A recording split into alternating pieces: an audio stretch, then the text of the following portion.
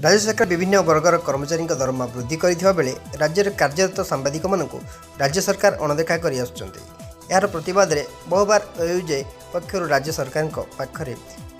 Prestige protection और pension भली दाबी कर आसुवा बेले राज्य सरकार तिले मात्र कर्णपात करूना।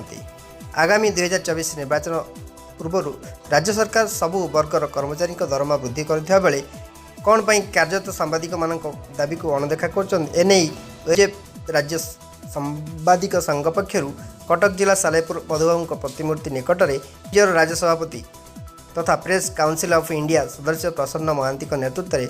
बहु सांबादिक जोगदे दाबीगुड़िक पूरण पर स्वर उत्तोलन आरंभ कर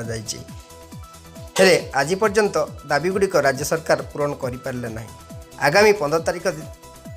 सारा ओडिशा कार्यरत सांबादिक मानक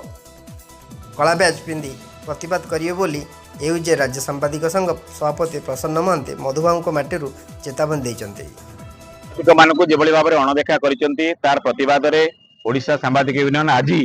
सालेपुर ठारे प्रतिवाद कर मधुबाबू प्रतिमूर्ति तले एवं निष्पत्ति नि आसंता 15 तारिख दिन सारा राज्य में सांबादिक माने कला बैच पिंधिकी यार प्रतिवाद करेंगे। सफाई कर्मचारी आरंभ कर सरपंच पर्यंत समस्त डिमांड सरकार फुलफिल केवल सांबादिक को छाड़देले ये खोलाखोली भाव में कह गले सांबादिक मान प्रति अवहेला अणदेखा